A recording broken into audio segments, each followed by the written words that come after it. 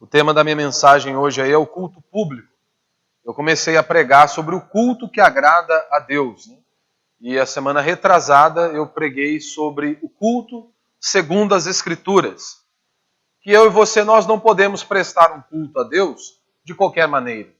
Por melhor que sejam e por maior que sejam as suas motivações, elas nunca vão atingir sequer o mínimo da glória exigida e do padrão exigido por Deus.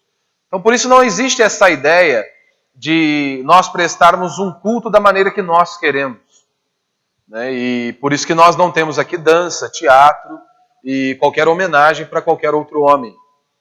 Porque nós não vemos isso na Escritura. O Senhor não ordenou isso em sua palavra. Um culto bíblico, um culto segundo as Escrituras, ele deve ter oração, adoração, exposição da palavra de Deus, batismo e ceia ocasionalmente, que são ali as ordenanças instituídas pelo nosso Senhor Jesus Cristo. Então, isto é um culto bíblico. Oração, adoração, exposição da palavra de Deus, batismo e ceia ocasionalmente. Então, este é um padrão de um culto bíblico. Então, nós não temos autoridade ou autonomia qualquer para inserirmos no culto aquilo que dá na cabeça de um pastor, da liderança de uma igreja. Nós não temos este poder para fazer isso. Colocarmos ou retirarmos alguma coisa deste padrão de culto estabelecido pelo Senhor. Então aqui nós temos que ter isso bem claro dentro do nosso coração. Deus já se revelou a nós e Ele já nos revelou a maneira que Ele quer ser adorado, a maneira que Ele quer ser cultuado e como nós devemos nos portar. Então, por melhor que sejam as suas motivações e por maiores que sejam as suas motivações, elas não atingem um mínimo exigido por Deus em sua palavra. Então, por isso que nós temos que nos ater às sagradas Escrituras, à palavra de Deus, para que possamos adorá-lo e cultuá-lo da maneira que ele receba o nosso louvor, a nossa adoração e o culto realmente seja para a glória de Deus. E aí é claro que nós vamos sempre para Êxodo, capítulo 20, onde o Senhor entrega a sua lei, onde o Senhor se revela ao seu povo, e ali nós já temos um padrão de culto. Deus já estabelece ali a maneira que ele quer ser adorado, como que ele quer ser cultuado, e então a sua igreja simplesmente obedece à sua palavra. Êxodo capítulo 20, verso 1. Então Deus falou todas estas palavras. Eu sou o Senhor teu Deus, que te tirou da terra do Egito, da escravidão. Não terás outros deuses além de mim. Não farás para ti imagem esculpida, nem figura alguma do que há em cima no céu, nem embaixo na terra, ou nas águas debaixo da terra. Não te curvarás diante delas, nem as cultuarás, pois eu, o Senhor teu Deus, sou Deus zeloso. Eu castigo o pecado dos pais nos filhos, até a 3ª e 4ª geração daqueles que me rejeitam. Mas eu sou misericordioso com 1000 gerações dos que me amam e guardam os meus mandamentos. Aqui nós já temos um padrão que Deus estabeleceu com relação ao culto. Aqui nós temos a exigência e nós temos a exclusividade quanto ao culto. Deus já diz de forma bem clara que o culto é para Ele, o culto não é para nenhum de nós. Ele é o único que deve ser adorado, Ele é o único que deve ser cultuado. Não há outro Deus verdadeiro a não ser o nosso Deus. Então Ele exige culto somente a Ele. E ali Ele já trata aqui uma possível, um equívoco que poderia ter na igreja do Senhor, de adorar a imagem, de fazer qualquer outra coisa, se desviarem da sua ordenança. E Deus já estabelece aqui. O culto é desta maneira, somente eu devo ser adorado, somente eu devo ser cultuado. E vocês não podem formular em sua mente ou esculpir em algum lugar um Deus que vocês talvez estão limitando dentro de si. Então eu sou o único que devo ser adorado. E aí no verso 8, nós temos aqui um padrão. E ele diz: lembra-te do dia de sábado para o santificar. 6 dias trabalharás e farás o teu trabalho. Mas o 7º dia é o sábado do Senhor teu Deus. Nesse dia não farás trabalho algum, nem tu, nem teu filho, nem tua filha, nem teu servo, nem tua serva, nem teu animal, nem o estrangeiro que vive contigo. Porque o Senhor fez em 6 dias o céu e a terra, o mar e tudo que neles há. E no 7º dia descansou. Por isso o Senhor abençoou o dia de sábado e os santificou. Aí então aqui nós voltamos lá para Gênesis, na criação, e aonde nós bem conhecemos. Então nesta porção aqui de Êxodo, capítulo 20, aqui está de forma bem clara a exigência e a exclusividade quanto ao culto. Vemos aqui que o culto é a Deus e apenas a Ele nós devemos adorar. O culto então não é para entretenimento, o culto não é para você sentir-se bem, o culto não é para você ou para mim. Então aqui já cai por terra toda aquela ideia de nós irmos à igreja, irmos ao culto para nos alegrarmos, para nos sentirmos bem. O culto é para Deus, não é para você. O culto não é para que você saia de sua casa e venha aqui e dê risada. Você não veio aqui para ser entretido. Como eu sempre digo, se você quiser entretenimento, você deve ir ao shopping, ao circo ou a um stand-up, menos a uma igreja bíblica, onde há uma exposição fiel da palavra de Deus. Onde o nosso objetivo como igreja não é te entreter. O nosso objetivo como igreja é te instruir, na verdade, para que você possa viver uma vida que glorifique a Deus. Então aqui nós já temos este ponto. Um outro princípio tratado aqui em Êxodo é exatamente um dia de culto a Deus. Aqui Deus já estabelece que no mínimo uma vez nós devemos nos reunir como povo do Senhor para celebrá-lo, para cultuá-lo. Então o princípio de um dia de descanso e culto a Deus é válido para nós. É válido até a volta de nosso Senhor Jesus Cristo. Nós não podemos negociar o culto. Nós não podemos negociar a reunião solene do povo de Deus, aonde o seu povo, aquele povo que Deus tem uma aliança com eles, que Deus estabeleceu a sua aliança, não estão livres, por qualquer motivo, de cultuá-lo e de adorá-lo. Então este princípio de um dia de descanso e culto a Deus é válido para nós até a volta de nosso Senhor Jesus Cristo ou até o dia que você vier a falecer. Então isso é algo que é inegociável, e isso precisa ficar bem claro para todos nós como igreja. Não há possibilidade de nós negociarmos se iremos cultuar a Deus ou não iremos cultuar ao Senhor. Deus já ordenou e nós apenas simplesmente nos submetemos a Ele. E o interessante é que você vê aqui que Deus já nos dá um padrão muito claro, que você deve ter no mínimo um dia de culto a Deus, e você deve se preparar para este momento, para celebrar ao Senhor, para adorar ao Senhor, momento que você deveria se programar a semana inteira, fazendo os seus afazeres, as suas atividades, para que no dia de descanso e culto a Deus, e o interessante é que o descanso e o culto a Deus estão ligados, porque não há como você descansar se primeiro você não cultuar ao Senhor, se primeiro você não adorar a Deus. Estão intimamente ligados. Você só realmente irá encontrar descanso, refrigério e renovo se primeiro você adorar a Deus e servir ao Senhor e cultuá-lo. Então estão intimamente ligados. Então no mínimo, quando nós olhamos, por exemplo, para a igreja primitiva, diariamente aqueles irmãos cultuavam a Deus, celebravam ao Senhor e adoravam ao Senhor. Então se você não pratica, no mínimo, um dia de culto ao Senhor, onde você se reúne, faz parte da assembleia solene, você está em pecado. Não importa o motivo que você queira dar, a desculpa que você queira apresentar. Para mim, você pode dar alguma desculpa. Para sua esposa, você pode dar uma desculpa. Para os seus pais, seja para quem quer que seja. Mas para Deus, a desculpa, muitas vezes esfarrapada, não vai colar com Deus. Porque Deus leva a sério o culto. Deus leva a sério o seu acordo, a sua aliança, a aliança que Ele fez com o seu povo. E o culto a Ele faz parte deste acordo.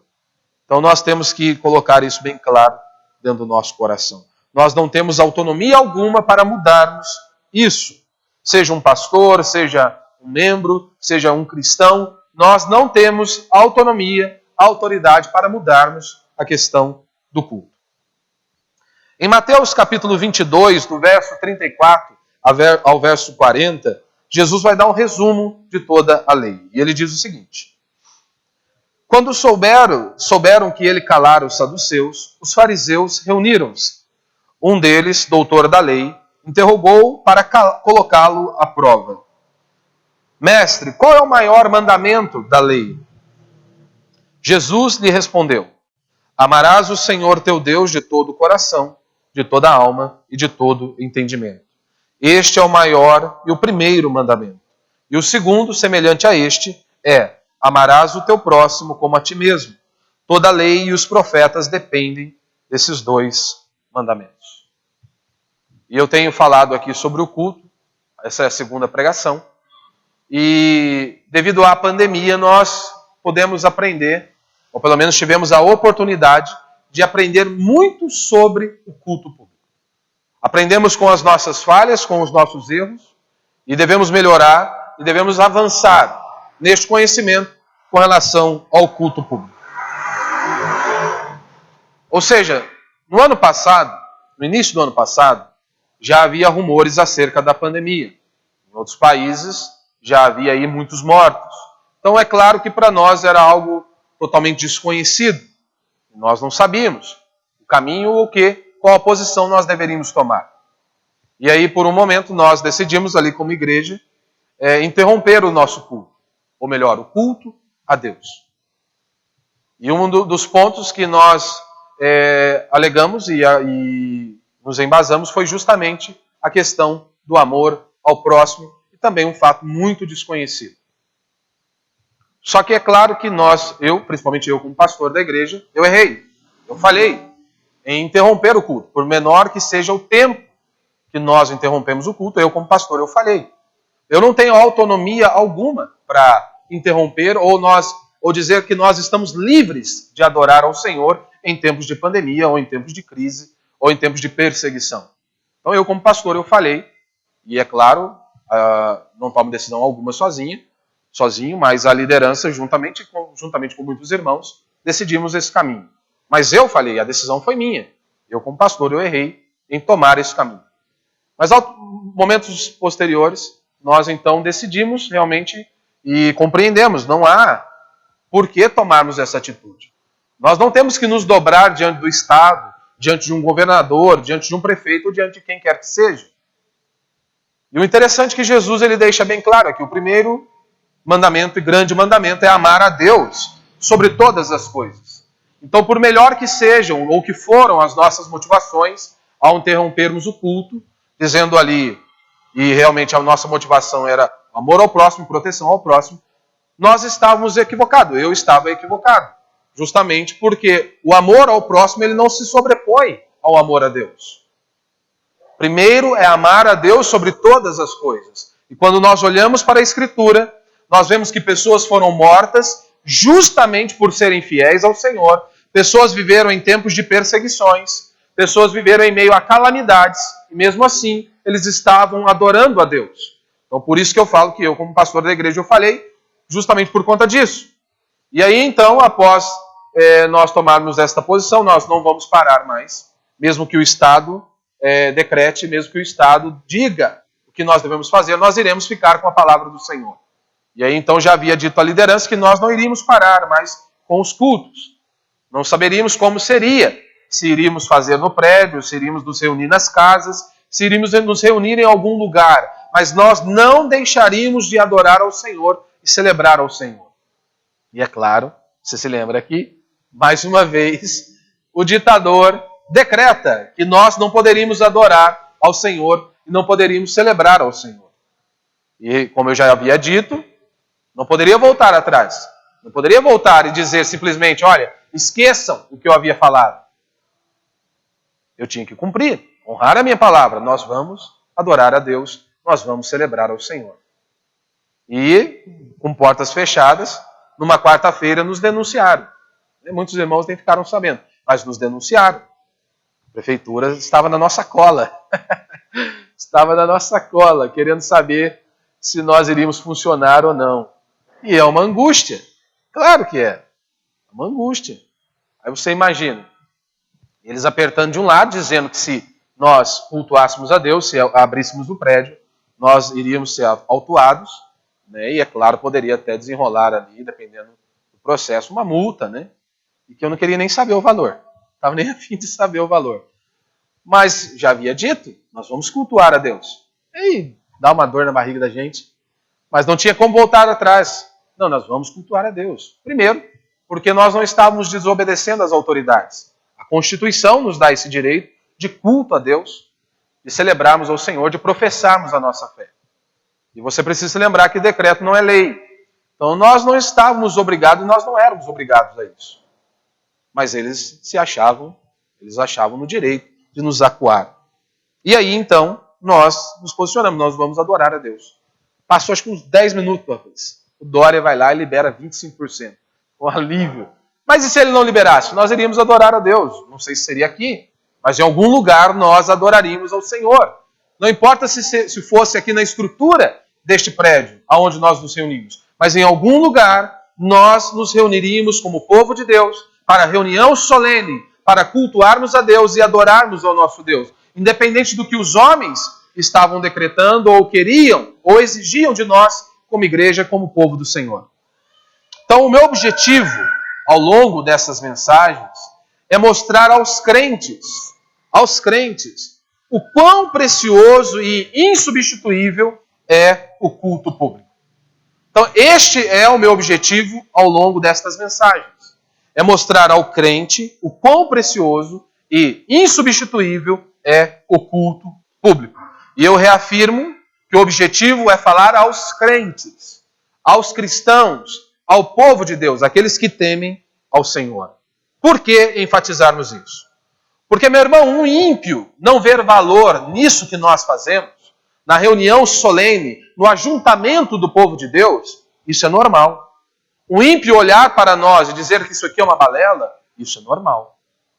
Agora, é de nos assustar, é algo completamente assustador, um crente negligenciar ou desprezar o culto público da maneira que tem sido desprezado em nossos dias. Isso é assustador. Um crente negligenciar e desprezar o culto público. Muitas pessoas não podem se reunir para celebrar ao Senhor. E a hipocrisia é tão grande que as mesmas pessoas podem ir ao supermercado, podem ir ao shopping, podem ir a uma casa lotérica, podem ir a uma farmácia, mas elas não podem adorar a Deus. Quanta hipocrisia! Ou vale correr o risco no supermercado, vale correr o risco ir para o trabalho, porque afinal de contas ele precisa trazer o sustento para a sua casa. Mas não vale correr risco algum para celebrar ao Deus Todo-Poderoso que te deu a vida, que te deu tudo que você tem. Mas eles não conseguem olhar para Deus com esta ótica, ou seja, afinal de contas, Deus pode ser esquecido. Então esta é a hipocrisia que nós vemos em nossos dias. Então em 2020, o ano passado, as igrejas viveram uma situação completamente angustiante. Fomos impedidos ou impossibilitados de cultuarmos ao nosso Deus. Porém, nós aprendemos muito, ou tivemos a oportunidade de aprendermos com a pandemia. Pelo menos alguns aprenderam. A pandemia ela revelou o quão ignorantes são muitas igrejas locais sobre o que é o culto público. A pandemia trouxe isso à tona. O quanto que muitas igrejas locais negligenciavam ou negligenciam o culto e são ignorantes com relação ao culto público. Nós podemos perceber isso, que ao longo desse período, do ano passado, principalmente, muitos começaram a chamar de culto online as pregações que eram transmitidas pela internet e igualavam aquelas pregações, aquela transmissão feita pela internet com um culto público. Eles diziam, nós estamos realizando um culto online. Nós estamos pregando, nós estamos fazendo uma transmissão da pregação. Aí sim, culto online não existe. Culto é ajuntamento do povo de Deus. Culto, o conceito por si só já fala de algo presencial. Mas a pandemia trouxe isso e nos mostrou essa deficiência. Muitos chamando de culto as pregações feitas e transmitidas pela internet e igualando as pregações e essa transmissão com o culto público. E nós tivemos inúmeras coisas acontecendo ao longo desse período. Nós tivemos ali, por exemplo, nós não, quando eu digo nós, é a igreja, realizar um batismo online, chegaram a esse ponto, de realizarem um batismo online. Tivemos também ali, podemos perceber isso, ali na internet, ceia online e culto online, por aí vai. Um outro absurdo é crentes de forma individual, crentes individuais, lutando para que não voltasse o culto presencial. Pessoas que se diziam piedosas, crentes do Senhor, que confiavam em Deus, lutavam contra a volta, o retorno do culto presencial, da reunião solene do povo de Deus. E também percebemos que inúmeras igrejas, de forma coletiva, todo o povo, toda aquela congregação também lutava contra o retorno do culto presencial, da reunião solene do povo de Deus.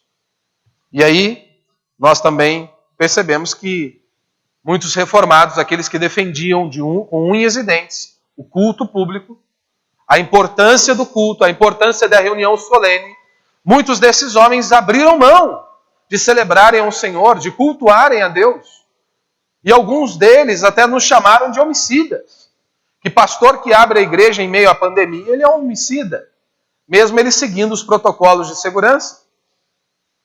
Nos chamaram de... Muitos olharam e diziam que nós éramos pessoas que amávamos o dinheiro, que nós não nos importávamos com as pessoas. Quando eu digo nós, são todos aqueles pastores que entenderam que o culto é algo inegociável. Então, aqueles que diziam nós não devemos voltar com o culto, olhavam para nós e diziam, esse povo só pensa em dinheiro. Como se não houvesse inúmeros meios das pessoas contribuírem na igreja. Há inúmeros recursos para que as pessoas possam compartilhar, e você sabe disso. Qual que era o benefício que nós estávamos trazendo para nós como igreja ao abrirmos um prédio da igreja em meio a uma pandemia? Nós não estávamos ganhando nada, a não ser obedecermos ao nosso Deus, entendendo que nós estávamos obedecendo ao nosso Deus. Porque, pelo contrário, você abrir um prédio, corremos o risco de ser multados, como corríamos naquela época, de sermos multados. E talvez com uma grande possibilidade da multa ser muito alta. Então, o nosso objetivo não era arrecadar. O nosso objetivo não era querer que mais pessoas viessem e contribuíssem financeiramente. Embora a igreja precise de contribuição. O nosso objetivo era ser fiel a Deus e compreendermos que nós não temos autonomia alguma, mesmo em tempos difíceis, em tempos de crises, em tempos de pandemia, nós não temos autonomia para deixarmos de cultuar ao nosso Deus.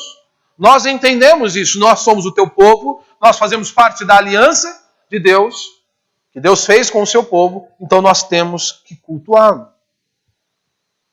O mais lamentável de tudo isso é que o culto, ele é e tem sido desprezado por muitos.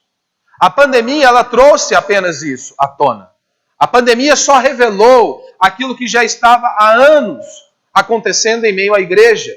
Uma negligência, um desprezo total pela palavra de Deus e pela reunião solene, pelo ajuntamento do povo do Senhor. Muitas pessoas, elas faltavam ou faltam ou deixam de estar no culto público por qualquer outra programação de lazer. Foram pessoas que não compreenderam, elas não entenderam o que é o culto. Você não tem autonomia alguma para deixar de cultuar a Deus, de celebrar ao Senhor, porque há uma programação de lazer, porque afinal de contas você trabalha a semana inteira. Então eu preciso de um momento para mim, eu preciso de um momento para desaparecer. A Escritura diz que nós não temos essa autonomia. E muitos o fazem justamente por não terem o entendimento correto do culto. De quem nós somos. De quem nós somos. Jesus nos comprou com o seu precioso sangue na cruz do Calvário. Paulo diz em Romanos que nós somos servos de Deus. Servos, o conceito aqui de escravidão para nós está muito distante. Um escravo, ele não tinha vontade, ele pertencia ao seu senhor. Nem o próprio filho que ele gerava era dele, sim de seu senhor. Então o que Paulo está dizendo é que nós pertencemos a Deus, nós pertencemos a Cristo, então a nossa vida é para Cristo. Todo o nosso ser é de Cristo. Então nós não temos opção de cultuarmos ou não a Deus. E nós percebemos isso, que muitos deixavam de cultuar a Deus por qualquer outra programação de lazer. abriam mão da palavra de Deus. Outros desprezavam o culto público por desânimo ou uma consciência culpada, não se achavam dignos de estarem ali no ajuntamento, na reunião solene do povo de Deus. E é claro, nós precisamos nos lembrar também que aqui já é um total desconhecimento do culto, de quem Deus é, por aí vai. Porque nós não temos mérito algum para estarmos aqui. Nós só estamos aqui com base nos méritos de Cristo. E é por isso que nós podemos levantar as nossas mãos, abrir os nossos lábios e glorificarmos a Deus. Por isso nós temos ousadia e intrepidez para adorá-lo, porque o sangue do Cordeiro nos lava e nos purifica de todo pecado. Então, quando muitos faltam, por conta de uma consciência culpada ou desânimo, já mostra aqui um desconhecimento também de quem Deus é. Inclusive entre pessoas piedosas, que sabem da importância da comunhão privada com o Senhor, quer seja individual ou quer seja ali no culto doméstico, pessoas piedosas, como eu disse, muitos reformados, pessoas que defenderam com unhas e dentes, estavam abrindo mão do culto público. Estavam preferindo o culto privado, ou seja, o culto doméstico, a um culto público. Porque para eles era apenas uma questão exterior. Não havia nada ali de solene, não havia nada de importante. Então, inclusive, pessoas piedosas estavam vivendo assim, ou ainda estão vivendo assim. David Clarkson, um puritano inglês, ele disse o seguinte: você descobrirá que aqueles que se afastam do culto público não permanecerão por muito tempo em um culto privado. Vou ler novamente para você a frase de David Clarkson. Você descobrirá que aqueles que se afastam do culto público não permanecerão muito tempo em um culto privado. Por quê? Ora, se ele não está ali fazendo parte do ajuntamento do povo de Deus, da reunião do povo de Deus, aonde ele é exortado pela verdade, ele é confrontado pela verdade, aonde o Senhor nos disciplina, aonde o Senhor nos corrige, se ele não tem esse compromisso em servir ao Senhor e cultuar ao Senhor, é claro que ele vai de forma automática, de forma gradativa, também abrindo mão, seja de um culto doméstico, ou seja até mesmo na sua comunhão individual ali com o Senhor. Na pregação anterior eu falei sobre o significado de culto. Muitas pessoas sequer sabem o que significa a palavra culto. O que a palavra culto quer dizer para nós? Qual é o conceito desta palavra e a definição desta palavra à luz das Escrituras? E é claro, então, de primeiro momento, a palavra culto no dicionário, se você for procurar, você vai ver ali que é uma homenagem prestada ao que é considerado sagrado ou divino. A maneira através da qual uma divindade é adorada. E aí é aplicada também a nós protestantes, né? É a prática religiosa das igrejas protestantes. Qual é a definição de culto à luz das Escrituras? Quando nós vamos consultar os originais, a palavra, por exemplo, no grego, usada para culto. Primeiro, a definição de culto. O culto é um serviço prestado a Deus pelo salvo e pela comunidade, em todas as atividades vitais e existenciais. Ou seja, isso é um culto. É um serviço prestado a Deus pelo salvo e pela comunidade, onde há esse ajuntamento do povo de Deus em todas as atividades existenciais. Ou seja, servir é a condição essencial do servo de Deus. Servir a Deus, cultuar a Deus, bendizer o nome do Senhor, é a condição mais básica do servo de Deus. Nós existimos para isso, para glorificarmos a Deus por meio de nossa existência. Seja a sua vida como um culto a Deus, o seu testemunho de vida, o seu trabalho como algo que glorifica a Deus e a sua adoração ao Deus Todo-Poderoso. E nós temos aqui de forma comunitária a reunião solene, o ajuntamento do povo de Deus, onde todos aqueles que fazem parte desta aliança se reúnem para juntos erguerem as suas vozes aos céus e levantarem também as suas mãos e bendizerem ao Senhor e assim então engrandecer ao Deus Todo-Poderoso. Quando você vai para o Novo Testamento e você vai consultar a palavra ali no grego.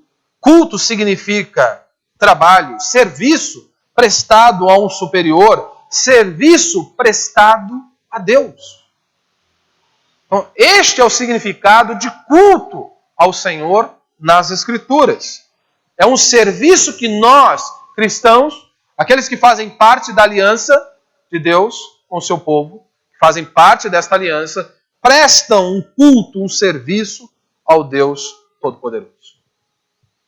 E quando nós vamos, por exemplo, para o livro de Josué, que é onde nós vamos meditar aqui hoje, nós temos ali no livro de Josué, no capítulo 8, do verso 30 ao verso 35, nós temos ali um padrão de um culto público.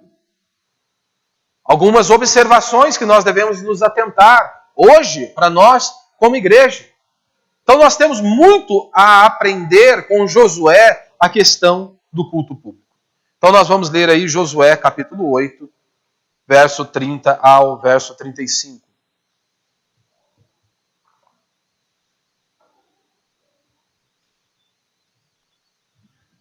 Josué 8, verso 30 ao 35. Diz o seguinte: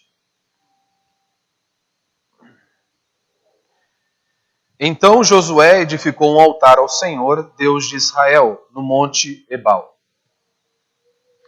como Moisés, servo do Senhor, ordenara aos israelitas, conforme o que está escrito no livro da lei de Moisés.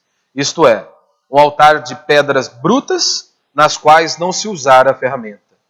E eles ofereceram sobre ele holocaustos ao Senhor e sacrifícios pacíficos. E ali, na presença dos israelitas, fez em pedras uma cópia da lei que Moisés escrevera. E todo Israel, tanto estrangeiro como natural, e com os seus anciãos, oficiais e juízes, estavam de um e de outro lado da arca, perante os sacerdotes levitas que levavam a arca da aliança do Senhor. Metade deles em frente ao monte Gerizim, e a outra metade em frente ao monte Ebal, como Moisés, servo do Senhor, anteriormente ordenara para que abençoassem o povo de Israel. Depois ele leu em voz alta todas as palavras da lei, a bênção e a maldição, conforme tudo o que está escrito no livro da lei. E de tudo que Moisés ordenara, não houve uma só palavra que Josué não lesse perante toda a congregação de Israel, inclusive perante as mulheres, os pequeninos e os estrangeiros que estavam no meio deles. Até aí.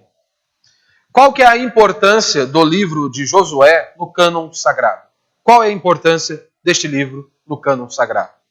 O livro de Josué ele é especial, pois ele registra o cumprimento de promessas que Deus havia feito ao seu povo. O livro de Josué ele registra o cumprimento das promessas que Deus havia feito aos patriarcas, a Abraão, Isaque e a Jacó. As promessas que Deus havia feito ao seu povo, ao povo de Israel, de lhes dar uma terra, de dar um reino e de dar o descanso. Então Josué ele registra a fidelidade de Deus. Josué está registrando como Deus cumpre as suas promessas, o acordo que ele havia feito com o seu povo. Josué está registrando isso. No livro de Josué nós aprendemos inúmeras lições práticas de como vivermos neste mundo. Lições como, por exemplo, descritas aqui no livro de Josué, de obediência a Deus, onde existia temor a Deus. Há também relatos ali de desobediência, onde o homem simplesmente ele negligencia a voz de Deus, a ordem de Deus, e decide andar por conta própria. Então ele quebra o mandamento de Deus e todos pagam um alto preço, porque um homem negligenciou a voz do Senhor. Aqui em Josué nós temos também engano, idolatria. Nós temos ilusões acerca de quem Deus é. Temos ali conflitos, guerras, nós temos ali ansiedade, tudo descrito aqui no livro de Josué.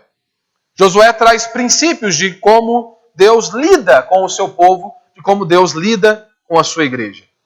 Na mensagem, nos versículos que nós acabamos de ler, Josué ele faz uma pausa nas batalhas para prestar um culto a Deus e renovar a aliança com o Senhor. Você consegue visualizar isso? Eles estão em meio a uma batalha. Deus manda que eles parem a batalha por um momento e então comecem a prestar um culto a Deus. Não de qualquer maneira, não em qualquer lugar, mas da maneira que Deus ordenara, da maneira que Deus passou as suas instruções e eles deveriam obedecer aquilo ali. No verso 30 nós percebemos que todos foram levados por Josué para Siquém, lá no Monte Ebal. Da cidade de Ai, onde eles haviam batalhado e guerreado, onde havia acontecido ali aquela batalha, para o Monte Ebal era cerca de 40 quilômetros ao norte. Você consegue compreender isso? Hoje você vem à igreja, entra no seu carro com ar-condicionado, ou se você mora perto, você vem de bicicleta e por aí vai. Aqueles homens estão em uma batalha. Deus diz que eles devem prestar um culto da maneira que Ele exige, do jeito que Ele ordena, do jeito que Ele já descreveu. E aqueles homens têm que andar 40 quilômetros para então chegar até o local que Deus havia ordenado. E agora não para por aí. Deus então dá outras instruções que eles devem obedecer. 40 quilômetros. No verso 31, diz que eles edificaram ali um altar da maneira que Moisés havia ordenado. Pedras brutas para o altar de sacrifícios. Alguns comentaristas vão dizer que estas pedras brutas era justamente para apontar que era tudo Deus que estava fazendo. Deus não queria que ali no seu altar tivesse alguma coisa do homem, ou seja, de esculpir a pedra, de trabalhar sobre a pedra, mas era para colocar a pedra de forma natural. Sou eu.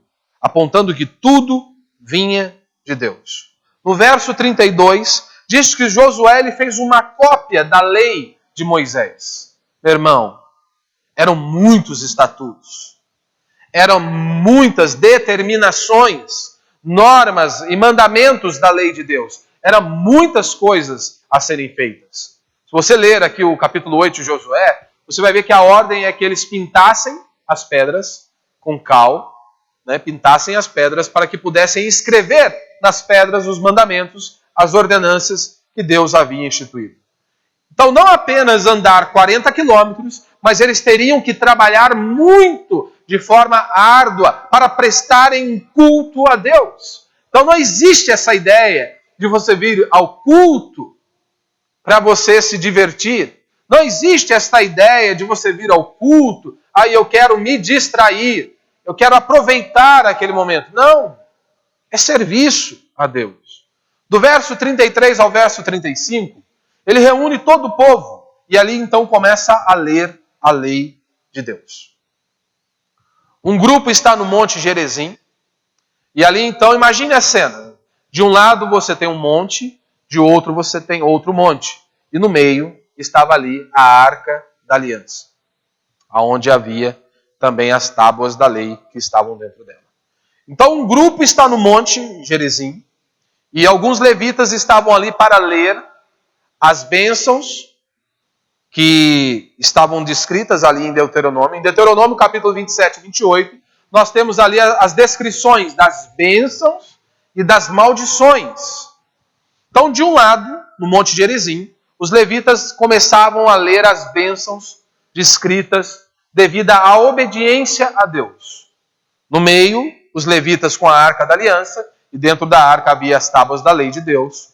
E do outro lado, no outro monte, Ebal, haviam os levitas que iriam ler as maldições, no caso, ou quando houvesse a desobediência da palavra de Deus. Este é o cenário. É isso que Deus ordenou a eles. E ali estavam se renovando a aliança de Deus com o seu povo. Era exatamente isso que eles estavam fazendo. Uma renovação dessa aliança estava sendo feita naquele exato momento. Era o primeiro culto público realizado a um Deus verdadeiro, ao Deus verdadeiro, poderoso, Criador dos céus e da terra, naquela terra idólatra. Então, aquilo que Josué estava fazendo era o primeiro culto público naquela terra idólatra de Jericó e Ai. O Deus verdadeiro estava sendo adorado pela primeira vez naquela terra. A pergunta que surge é por que Josué parou a batalha para prestar um culto a Deus? Por que que Josué interrompe a batalha para prestar um culto a Deus? Primeiro, para obedecer o que Deus havia ordenado. Josué não parou para prestar um culto a Deus porque era gostoso, porque era legal, porque era cômodo, mas ele parou e conduziu o povo e fez todo o trabalho necessário porque Deus ordenou que fosse desta maneira. Segundo, porque ele compreendeu que era necessário renovar a aliança com Deus.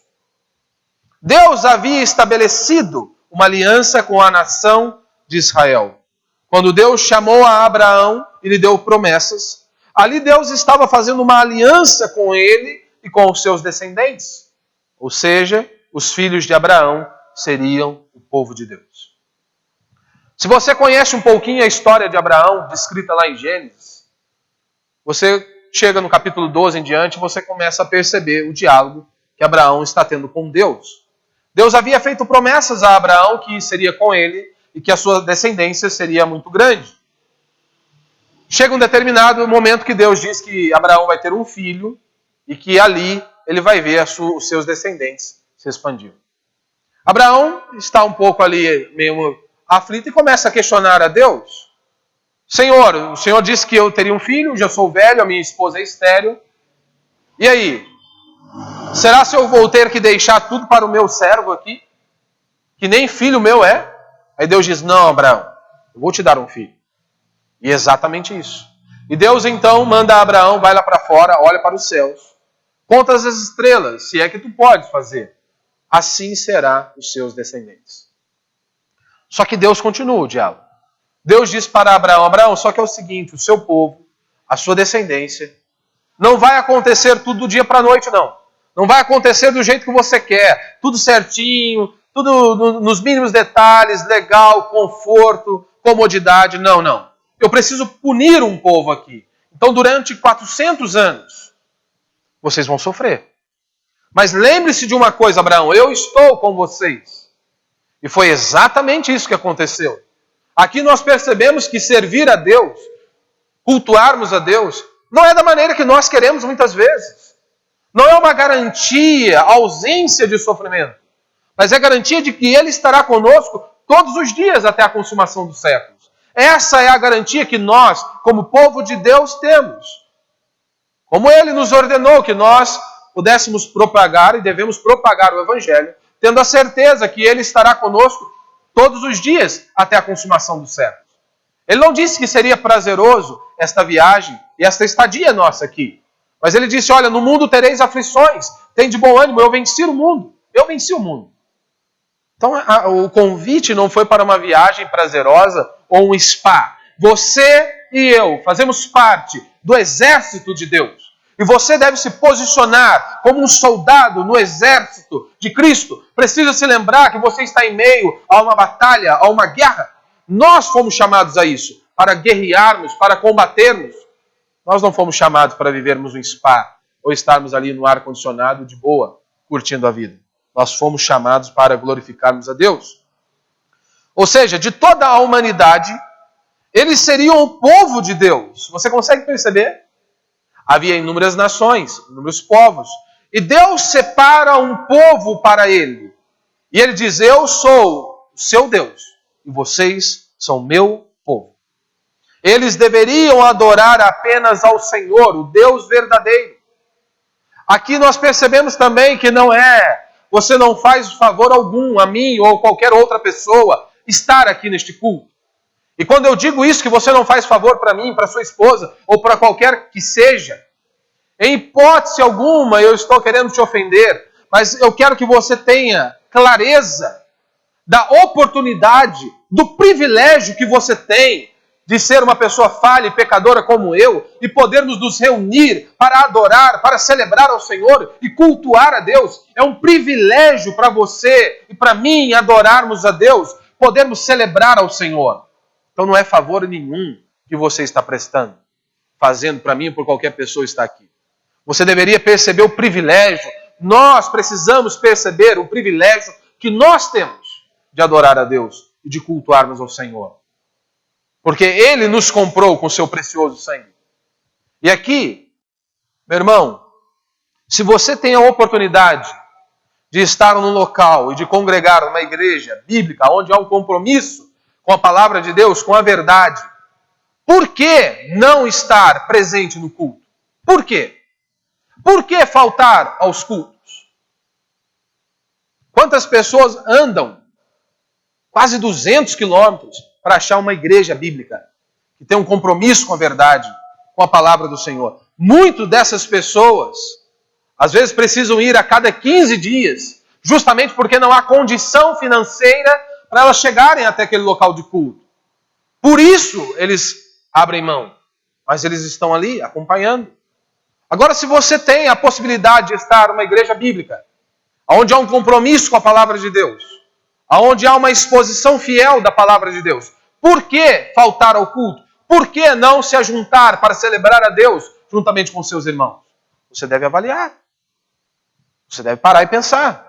Por que não estar ali? Por que perder o culto? Por que não estar junto com o povo de Deus? Deus havia dito que daria um reino, um Messias. O Senhor garantiu, de vocês virá o Messias, o Salvador do mundo. Ou seja, Deus ele oficializa aquela aliança com Abraão. Se você se lembra, Abraão ele prepara a oferta, como Deus havia ordenado, as partes, umas de frente com a outra, e então uma coluna de fogo desce em meio aos animais partidos. E ali estava simbolizando a aliança, o acordo que Deus estava fazendo com Abraão e com toda a sua descendência. Ali naquele exato momento Deus então estabelece a circuncisão como um símbolo, como um selo dessa aliança. E nós precisamos nos lembrar que Deus é quem assume todo o risco deste contrato, desta aliança. É Ele que mantém. É Ele que mantém. Hoje, se você faz um contrato com alguém, há as cláusulas ali. Se você não obedecer, se você quebrar alguma delas, você será punido. Você terá que pagar uma multa, ou seja, qualquer outra coisa que foi acordado ali entre ambas as partes. Deus está assumindo todo o risco ali. É Ele quem faz. É Ele quem mantém essa aliança. E nós precisamos nos lembrar que nós, a Igreja de Cristo, nós somos os herdeiros desta promessa. Nós somos os descendentes espiritual dessa promessa. Deus não tem dois povos. Deus não tem duas igrejas. Deus não tem duas noivas.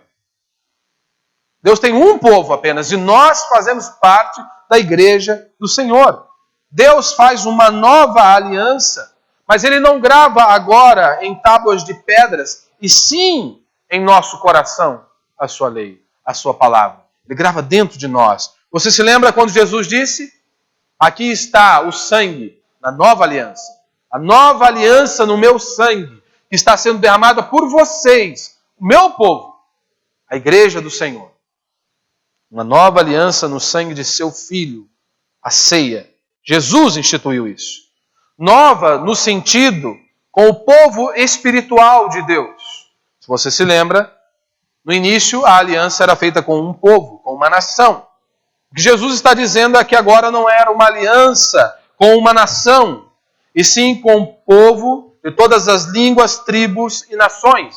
Deus estava ampliando aquela aliança com todos os povos, todos aqueles que se dobraram diante dele, reconhecem que sem ele não são nada. Então Deus não tem duas alianças. Nós somos os descendentes espirituais dos judeus. Nós somos o povo de Deus. E aqui nós aprendemos alguns princípios. Primeiro, Deus é fiel à sua aliança. Deus ele é fiel à sua aliança e sempre cumpre as suas promessas. Quais são as promessas na nova aliança? De carro, dinheiro, prosperidade, como muitos líderes religiosos têm dito hoje. Essas são as promessas na nova aliança. Porque para muitos líderes religiosos as promessas se resumem apenas a isso. Carro, dinheiro, status, sucesso e fama. Eu não tenho problema algum que você prospere. Oro para que você prospere. Assim como o apóstolo João diz, olha, eu oro para que vocês sejam prósperos. Que o bolso de vocês sejam prósperos, assim como é próspera a vossa alma. Então é claro que eu oro para que você prospere. para que Deus te abençoe financeiramente.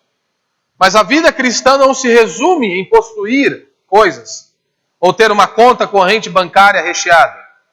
Não, as promessas da nova aliança vão muito mais além do que uma prosperidade financeira. As promessas da nova aliança são de perdão de pecados pela fé em Cristo Jesus.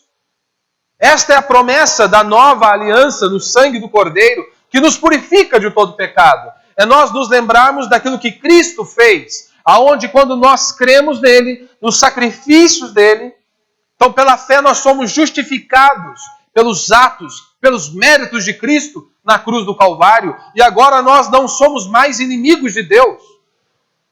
Como Paulo vai descrever em Romanos capítulo 5, justificado, pois, mediante a fé, temos paz para com Deus. Antes nós éramos inimigos de Deus, nós éramos odiadores de Deus, e Paulo começa a pregar o Evangelho dizendo: a ira de Deus se revela do céu contra toda impiedade e perversão dos homens que detêm a verdade pela injustiça. Aqui já cai por terra as heresias que são pregadas aí hoje. Aonde muitos pregadores eles olham e dizem que você tem um valor tão grande para Deus que Jesus morreu na cruz porque Ele te ama tanto. Isso aqui é uma parte da pregação. Mas quando eu prego apenas isso, quando um pastor prega apenas isso, é um desserviço que ele está fazendo para o reino de Deus. Paulo começa a pregar o Evangelho e diz: a ira de Deus se revela do céu contra toda impiedade e perversão dos homens que detêm a verdade pela injustiça. Os pregadores modernos, eles dizem: olha, Jesus te ama tanto que Ele morreu na cruz por você. Não, essa não é a história. Jesus foi moído na cruz do Calvário. A ira de Deus Pai foi descarregada sobre Ele, justamente porque nós, você e eu, transgredimos a lei de Deus a tal ponto que um alto preço foi exigido, a morte de seu filho. A ira de Deus foi descarregada sobre Ele. Essa é a verdade da história. Cristo foi moído na cruz porque nós transgredimos a lei de Deus. E essa transgressão foi um alto preço que precisou ser pago. Foi Deus moer o seu próprio filho. Aí depois nós continuamos anunciando. Como Paulo disse, olha, Deus prova o seu amor por nós quando Cristo morre e é moído na cruz do Calvário, quando nós ainda éramos inimigos de Deus. Mas se o cara está no adultério, se o cara está vivendo uma vida de pecado, você olha para ele e diz: olha, Jesus morreu na cruz por você porque você é tão lindo, porque você é tão precioso. Jesus te ama. O que você acha que vai acontecer com ele? Ele volta para sua casa, continua no adultério, continua em seus pecados, porque afinal de contas Deus o ama. Não há consequência alguma desta vida completamente desregrada, sem limites algum. Jesus o ama. O pastor disse isso. E aquela pessoa está condenada ali a uma vida de tormento. Porque se não houver arrependimento, se não houver arrependimento e confissão de pecado, não haverá uma vida com Deus. Mas aí alguns perguntam, mas quais são então essas promessas da nova aliança? Essa reconciliação com Deus, a vida eterna, a garantia de que um dia nós estaremos com Ele por toda a eternidade. E aí alguns podem perguntar, mas pastor, não existe bênção material? Promessa material? Meu irmão, essas promessas são infinitamente maiores do que qualquer coisa que nós possamos descrever aí. Infinitamente maior, é muito maior que isso. E eu creio fielmente que Deus pode sim nos abençoar nesta vida, seja financeiramente. Por isso que Jesus nos ensinou a orar. Nas Escrituras estão aqui, você deve orar por tudo. Você deve apresentar as suas necessidades, clamar a Deus, talvez por uma bênção, seja um trabalho melhor, ou uma porta que possa se abrir. Você deve orar por isso. Eu creio que Deus pode nos abençoar desta maneira. Segundo ponto que nós observamos aqui é que você tem que ter um tempo para cultuar a Deus. Deus, Ele quer que tiremos um tempo para cultuá-lo. Isso é ponto pacífico. O povo estava em batalha, o povo estava em guerra. Mesmo assim, Josué para tudo, para adorar a Deus. Nós também estamos em uma batalha. nós estamos também em uma guerra. Todos nós aqui. Você trabalha, estuda. Você pode ter inúmeros argumentos para não cultuar a Deus. Pelo menos que você ache digno de dizer, eu hoje estou livre de adorar a Deus. Por conta da correria do trabalho, por conta talvez das demandas da vida. Não há lugar para Deus em nossas vidas. Algumas pessoas ficam preocupadas pensando, será se Deus não está em primeiro lugar? Eu acho que eu tenho deixado Deus em segundo lugar da minha vida. Não. Muitos, Deus não está em segundo nem em terceiro lugar. Deus é o último. Deus está em último lugar da vida de muitas pessoas. Correria, todos nós temos e em hipótese alguma, eu quero diminuir isso. Mas Deus exige que nós o adoremos, que nós possamos parar e celebrá-lo, adorá-lo, cultuá-lo. Não é opcional para você, servo de Deus, cultuar a Deus ou não. No mínimo uma vez por semana você deve fazer isso. Se você não faz, você deve saber, você está pecando. Você está transgredindo o mandamento de Deus, uma ordem de Deus. Você acha que foi fácil para aqueles homens ali, juntamente com Josué? Copiar as leis demandou tempo. Mas eles estavam prestando um culto a Deus. Precisavam andar 40 quilômetros, mas eles o fizeram, porque eles estavam ali para cultuar a Deus. Deus manda Josué parar a guerra e ir cultuá-lo. Então eu e você, nós não temos autorização alguma para não nos reunirmos para adorar a Deus. Como eu sempre tenho dito aqui. Uma exceção aí, talvez, motivo de doença, onde a pessoa não consegue nem se locomover. Deus quer que nós tiremos tempo para Ele. Terceiro ponto que nós aprendemos aqui é qual é a necessidade, do culto público. Você sabe a razão pela qual nós estamos aqui? Você sabe qual que é o motivo de nós nos reunirmos como igreja? Você sabe qual que é a razão disso? A razão pela qual nós estamos aqui hoje é dizer publicamente a Deus o ajuntamento do seu povo, abrindo os seus lábios, erguendo a sua voz aos céus, levantando mãos santas a Deus para dizer publicamente: o Senhor é o nosso Deus, Tu és o nosso Deus, Tu és o nosso Senhor. Nós estamos aqui mais um domingo, mais um dia, renovando esta aliança que o Senhor fez com a Tua igreja, que o Senhor fez com os Teus servos, que o Senhor fez com o Teu povo. Nós estamos aqui nos lembrando de Suas promessas, daquilo que o Senhor prometeu ao Seu povo, da aliança que o Senhor instituiu com o Teu povo. Nós estamos aqui também nos lembrando das advertências. Caso não haja uma obediência à Sua palavra, nós iremos sofrer consequências, como há inúmeros relatos nas Escrituras. Então, quando nós estamos reunidos aqui, nós estamos dizendo isso publicamente a Deus. Tu és o nosso Deus. Tu és o nosso Senhor.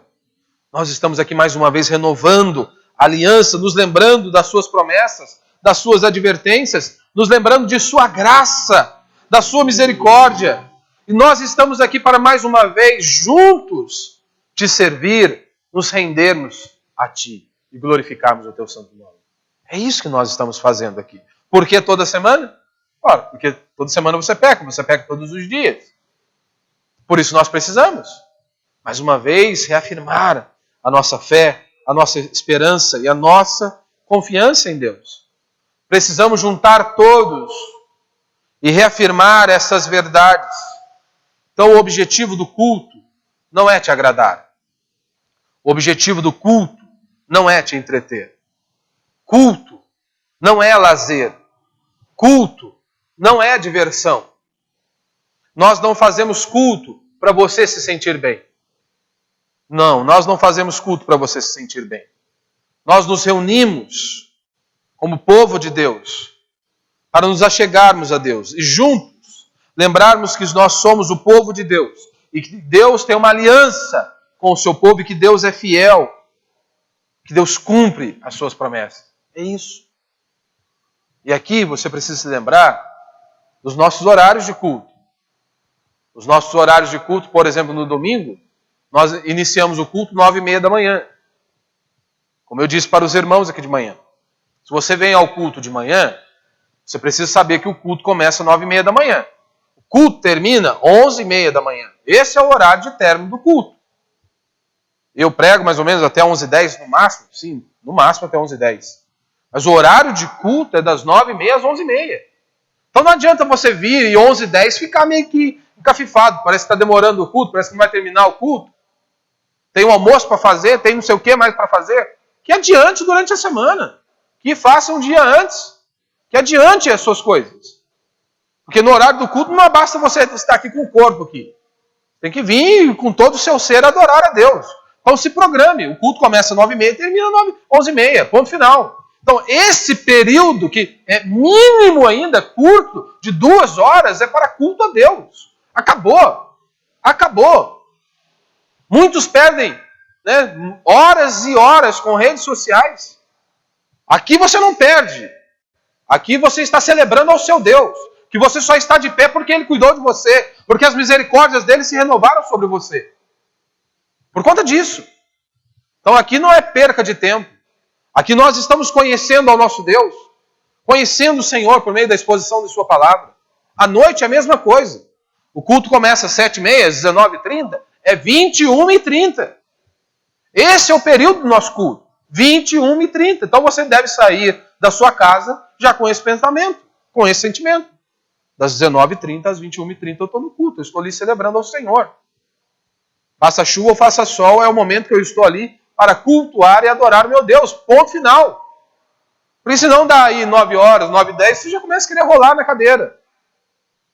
Ah, eu tenho isso, tenho que amanhã, tenho que fazer não sei o quê. Nem sabe se vai estar vivo amanhã. Ele nem sabe se vai amanhecer amanhã. Meu filho sempre fala para mim, pai, amanhã é folga, né? Segunda-feira é minha folga. Pai, amanhã é nossa folga. O que nós vamos fazer? Filho, nem sei se nós vamos amanhecer amanhã.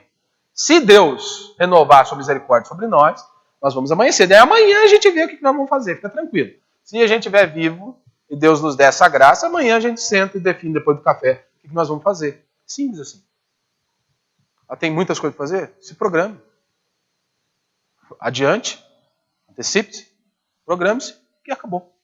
Então, aqui já fica uma dica para você. E o último, para a gente encerrar. Os termos da aliança continuam. Deus nos tratará de acordo com os termos da aliança. Deus é misericordioso. Louvado a Deus. Louvado seja Deus por isso. Paulo vai dizer em Romanos 8:1 que aqueles que estão em Cristo já não há mais nenhuma condenação a eles. Nenhuma condenação há para aqueles que estão em Cristo Jesus. Ou seja, aqueles que confiam em Cristo, nos méritos de Cristo, para eles não há mais condenação. Ou seja, um tormento eterno. Isso é ponto pacífico, acabou. Aquele que crê em Cristo, ele não está mais condenado. Só que a dinâmica da aliança continua. Em qual aspecto? Você se lembra das Escrituras? O que Deus sempre diz ao seu povo? Se vocês atentamente ouvirem a minha voz e obedecerem, a bênção virá sobre vocês. Se, porém, vocês negligenciarem, vocês irão sofrer. A desobediência traz o castigo. Essa dinâmica ainda continua. Quando há obediência, a bênção de Deus está sobre nós. Quando desobedecemos, essa desobediência traz o castigo. Se você desobedece a Deus, se afasta de Deus, pode ter certeza, se você é filho, Deus vai te trazer de volta. Ah, vai. Pode ter certeza que vai. Mas, meu irmão, se prepara, porque a chapada que Deus vai te dar, o tabefe que Deus vai te dar, você pode ter certeza que não vai ser talvez muito assim agradável a maneira que Deus vai te trazer de volta. E você ainda deve louvá-lo, agradecê-lo. Porque se Deus ainda te deu um tapão na orelha para te acordar, é porque você é filho dele. Mas, lembre-se disso, que talvez não vai ser muito agradável. Você precisa se lembrar que há inúmeros relatos acerca disso na palavra de Deus. Por exemplo, Lamentações de Jeremias, estudamos aqui. Você se lembra? A mãe está com o filho no colo. E o filho pedia, mamãe, estou com fome, mamãe, estou com sede. E o filho morre nos braços da mãe, porque não tinha comida, não tinha bebida, não tinha nada. Mulheres foram abusadas, pessoas foram mortas, muitos foram escravizados. E não foi o demônio que fez isso, não foi o diabo que fez isso, mas foi Deus punindo aquele povo. Foi Deus que puniu aquele povo, o seu povo. Porque houve um abandono total de sua palavra. É que nós precisamos do visual, né? Nós precisamos de áudio e vídeo para compreendermos a complexidade disso. Lembra-se da Arca de Noé? Você não consegue visualizar, nós não conseguimos perceber. Mas talvez pais morreram com os seus filhos em seus braços. Idosos, crianças, mulheres, morreram afogados. Nós não ouvimos gritos aqui na palavra de Deus. Mas você acha que não houve? É claro que houve. Quem foram salvos? Quais foram salvos? Apenas aqueles que estavam na arca. O restante todos morreram. Não foi o demônio que fez aquilo, foi Deus que estava punindo o seu povo. Porque houve um abandono total de sua palavra. Você acha mesmo que você é a última bolachinha do pacote? Pode pintar e bordar que está tudo legal. Não, comigo não tem essa não. Não, meu irmão. Desobediência vai trazer ali a mão de Deus. Deus vai pesar a mão. E isso ainda é a misericórdia de Deus para com o seu povo, o disciplinando. Quando as pessoas passam dificuldade, na maioria das vezes elas dobram o seu joelho e buscam a Deus. Mas Deus nos adverte, no dia da tua prosperidade, não se esqueça do Senhor. Porque no dia que você prospera, no dia que as coisas estão dando certo, as coisas estão caminhando da maneira que você quer, há uma tendência gigantesca de você se esquecer de Deus. Porque afinal de contas, o seu dinheiro é o seu Deus. Você é o seu Deus. Não preciso dele. Minha família não precisa dele. Por isso que Deus nos adverte, preste atenção. No dia da tua prosperidade, preste atenção, para que você não abandone o Senhor. Mas a boa notícia é, meu irmão, talvez se você entrou aqui abatido, desanimado, preocupado, ansioso, a boa notícia é, lembre-se, Deus é soberano. Ele é o Criador dos céus e da terra. Tudo está no controle dele. Nada passa desapercebido do Senhor. Essa é a boa notícia. Então eu não preciso temer o amanhã. Eu não preciso temer as circunstâncias. Eu não preciso temer as adversidades. Eu sei que a minha vida está nas mãos do meu Deus. Que Ele tem uma aliança comigo, que eu faço parte do seu povo. Se talvez você está aqui nesta noite e você caiu, desobedeceu a ordem de Deus, lembre-se. Deus ele habita no alto e sublime trono, mas Ele está ali com o contrito e quebrantado de coração. Se hoje mesmo, se nessa noite você se prostrar diante dEle e falar, Senhor, me perdoa, eu tenho transgredido os teus mandamentos, eu pequei contra o Senhor. Se houver arrependimento e fé, você pode ter certeza que Deus nos chama a restaurar a aliança com Ele, a restaurar esse compromisso. E é Ele que nos levanta e nos conduz. É Ele que firma os nossos joelhos. Então que mais esta noite eu e você possamos nos colocar diante do Senhor, dobrarmos os nossos joelhos, a nossa vida diante dEle, e buscarmos a Ele de verdade. Por isso vamos ficar de pé, vamos orar a Deus.